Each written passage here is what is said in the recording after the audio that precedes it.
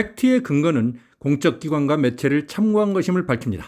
반갑습니다. 오늘은 지난 시간에 이어 코로나19와 관련된 거짓 정보를 계속해서 말씀드리고 감기 증상이 있을 때 실천 사항에 대해서도 전달할 수 있도록 하겠습니다. 김남진 박사와 함께 가자! 네 번째는 무엇인가요? 장소 관련 감염과 거짓 정보. 이것은 장소와 관련해서 감염이나 동선에 대한 세 가지 거짓 정보를 말합니다. 1. 확진자가 거쳐온 곳은 감염된다?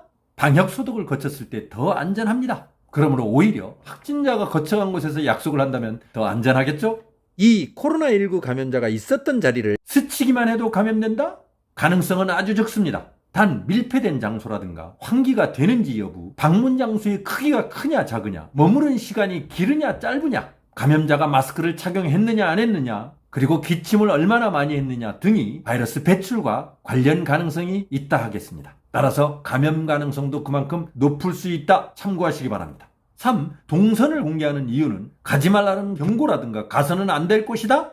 전혀 아닙니다. 공개 이유는 비슷한 시간대에 자신이 해당 장소를 갔었는지 더 주의 깊게 관찰하고 스스로 의심 증상이 발생되면 신속하게 신고해 줄 것을 환기시키기 위한 것이 가장 큰 목적입니다. 그러므로 헛소문에 귀 기울이지 마시기 바랍니다.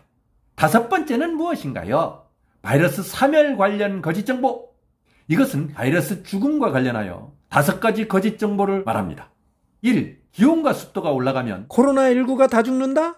기온이 약간의 영향은 있지만 속다는 금물이라는 것이 전문가들의 공통적 견해입니다. 즉 계절의 변화로 기온이 올라가면 바이러스의 생존 시간은 줄일 수 있겠지만 직접 전파인 사람 간의 감염은 영향을 크게 못 줍니다. 실제로 아열대 기후인 싱가포르라든가 태국에서 감염자가 계속 나오고 있음을 참고하시기 바랍니다. 2. 뜨거운 물을 마시면 바이러스가 죽는다? 뜨거운 물보다 따뜻한 물은 전체적인 건강에 도움이 되는 것은 사실입니다. 그러나 바이러스 사멸과는 상관이 없다?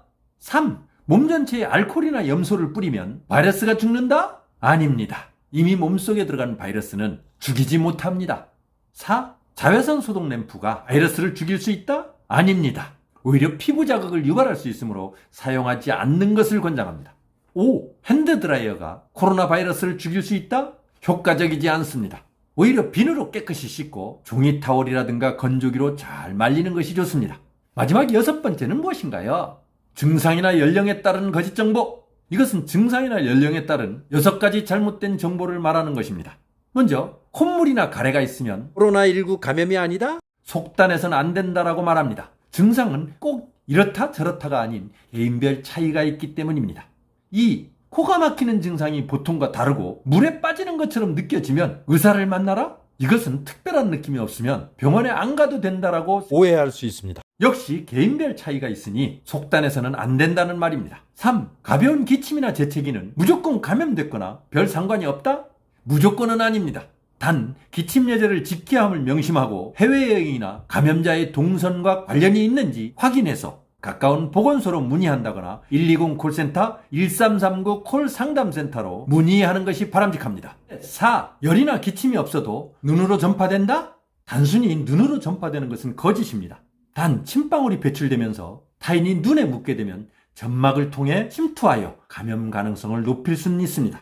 5. 코로나19는 노인들에게 영향이 가장 크다? 영향이 있는 것은 맞지만 가장 크다라고 할 수는 없습니다. 즉 모든 연령대에서 손과 호흡기 위생관리 여부가 가장 크다고 할 수 있기 때문입니다.